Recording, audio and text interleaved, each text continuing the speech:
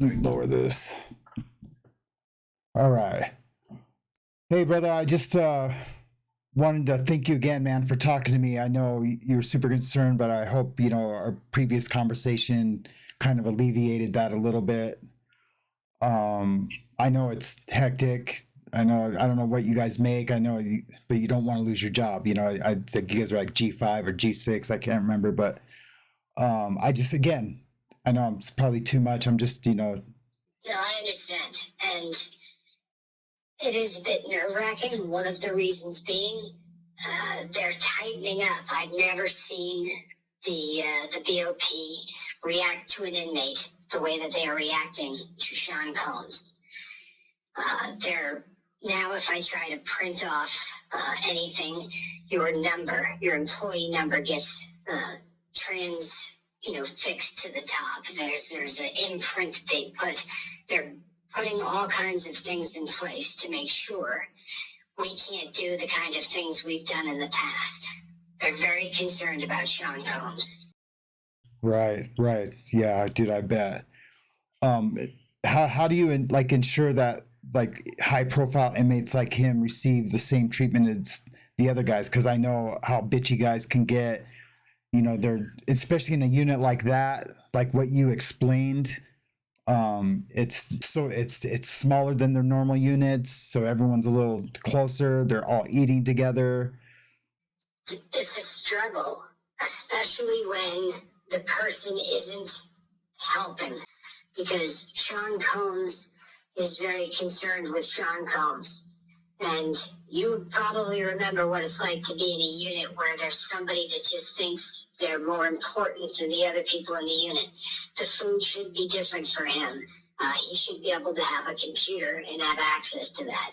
The fact that he can't use more than 300 minutes of phone time, all of these things that he complains about, it affects everyone else, but none of them are doing the complaining. He's going to end up getting crushed. They've had to move several people out of that unit already, Sam, and it's, I don't see anything good happening. They're having a hard time protecting this guy, and I'm not even sure how much he understands that. Right, because they're probably seeing lots of favoritism, or what they even perceive as favoritism. It could be, I already know, it can be as like, oh, you gave him a cop out 5 times, but you told me to wait. It could be something as little as that. And absolutely a fact. Yeah. Or just the other thing, that we have a lot more presence in the unit. There are always staff coming by, checking in. Because of the fact that he's in that unit, these guys have to deal with us far more often. Right. They're starting to get really unhappy because as we go in there, we caught someone last week with contraband in there, and they know if Sean Colmes isn't in that unit, chances are that person's getting away with what they would be getting with.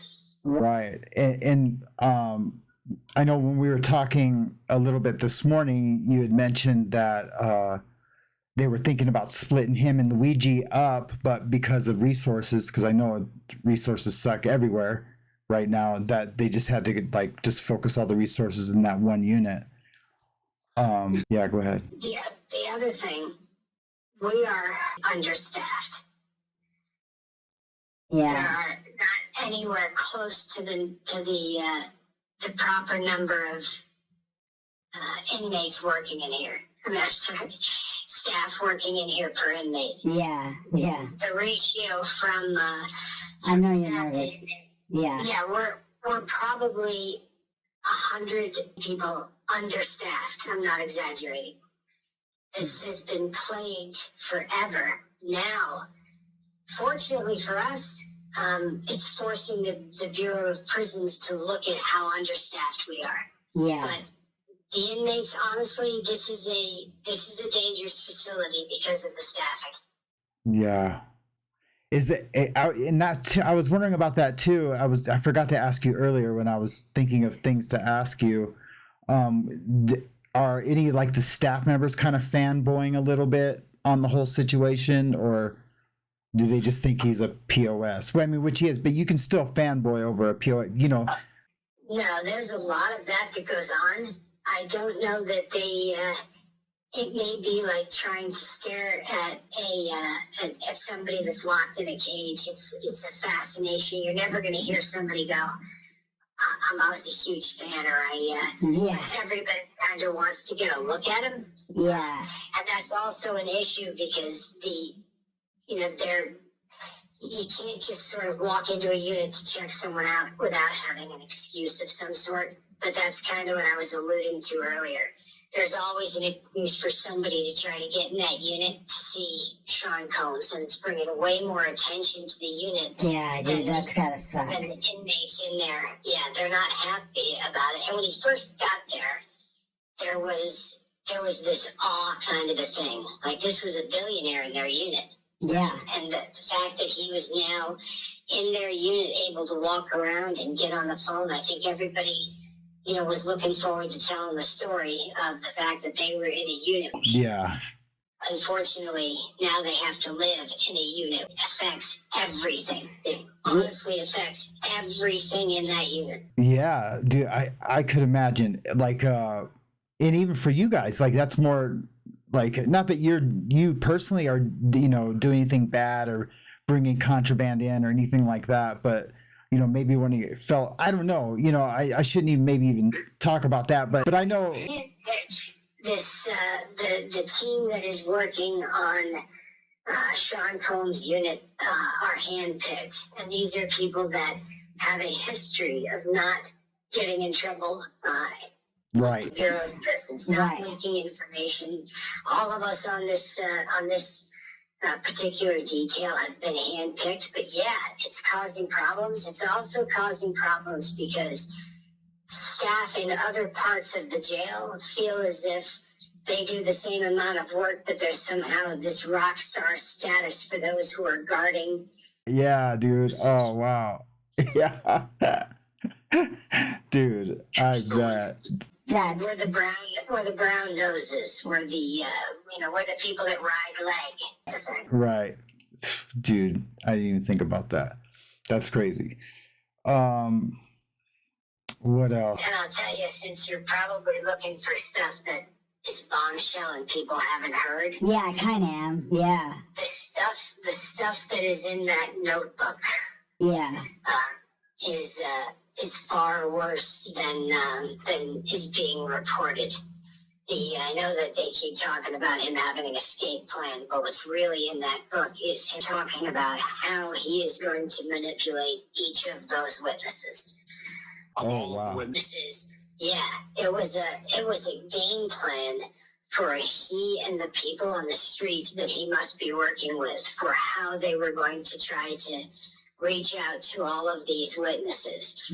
And this is why I think that they're freaking out so bad about it. They need to make sure, that's a big deal. It's way worse than is being reported. I promise you that. Wow. Yeah, that's crazy. Did anyone get in trouble for that, for taking those pictures or anything like that? This is a policy within MDC and probably every other facility in the country, really. This is done all of the time. We take pictures of stuff that we find so that if it's not something that's immediately threatening the security of the institution where we have to take action, then we want to see if this develops. And of course, as you probably know, he was using multiple other people's pack numbers. And you know what that means. But all of those are recorded. Yeah, all of those are recorded. And those were in furtherance of what he was writing in that notebook. So he was talking in there about specifically how he was going to, talk to this person or that person. And the reason he was using those other pack lines was to actually try to intimidate these witnesses. Or buy them off. It wasn't always intimidating. It was always making an effort to influence this. Yeah. I don't know too much about that. My buddy has a channel called The Lifeboat, and he is like the master at all this, man. you know, and I almost said the name of it. He was not at the same facility that we were at. No. Correct? Oh, He looks like it, but he looks like every convict. Yeah, no, I don't think he was. No, well, at least not at the same time. Okay. Yeah. So yeah, well, I don't want to. Yeah, I don't want to talk about that. too much. Yeah, sorry. Um. Yeah, because I've only got about, I won't give you exactly because I don't want to, but let's just say that I'm within, say, a decade of my parole as well. Yeah, that's so funny you say that because I remember you always saying that. Like, I'm right in here with you, bro. You know, I know, you know, I got to do my job and you got to do you, but like, you know, this is jail for me too. And I was like, man, but you get paid, and you get to go home at night. I remember I used to always laugh with you about that, but I get it now. You know, atmosphere in those bars, and you know, I totally get it, dude. It's like being in jail. You know, who cares if You may or may not believe this, but I was really excited when I came across you online. Yeah. I saw that you were out and that you were doing it. The most of us that work as corrections officers are rooting for the inmates, especially the ones that are solid. Yeah, You know, but, yeah. I was really happy to see you. Look fantastic. I appreciate Looks that. like your family. Yeah, could not be happier about that. Yeah, man, I super appreciate that, man. Yeah, I really do. And yeah, it's been hard. It took me a long time to get off paper. You know, I had to come back a few times. I thought I was going back to where we were together, but they didn't. They sent me down to Texas, down to what's the it's Big something. It always gets confused with Big Sandy. I can't remember. Big Sur. No, yeah, I wish, dude. No, Big Springs. Big Springs. Oh, it's like Yeah, Texas. yeah. They sent me down there, but they didn't let me, SIS, you know, didn't let me hit the yard, and I had to do a captain's review. Anyways, yeah. Speaking of SIS, once again, MDC Brooklyn has the SIS team here is probably working harder than any SIS group in the history of prison. I don't think these guys take any time off. Yeah, dude. Did they I know they used to like deputize guys, kind of like, you know, as so to speak, you know, they get a couple officers to work with SIS on investigations. I'm sure they did something like that, or just made new SIS guys. I don't know. And for the As crazy as this may be, I wouldn't be able to tell you. They really have tightened this down. All I know is that there are a lot of people listening to phone calls. There's a lot of people but they have a team that is working, not just him, but there are so many high-profile cases that are coming through right now, and let's just say we are all kind of anticipating that there may be a few other big names that may be showing up here as well, you know? yeah. Yeah. But I'm guessing in that just like you. I don't mean I have any information, but I would be pretty surprised if we don't see some more famous names. Yeah, that's going to be interesting, man. That's like, I feel so blessed that I like started my channel. Like, I feel like I'm at the cusp, you know, and I used to kick myself in the ass that I wasn't around for like the Johnny Depp stuff. And,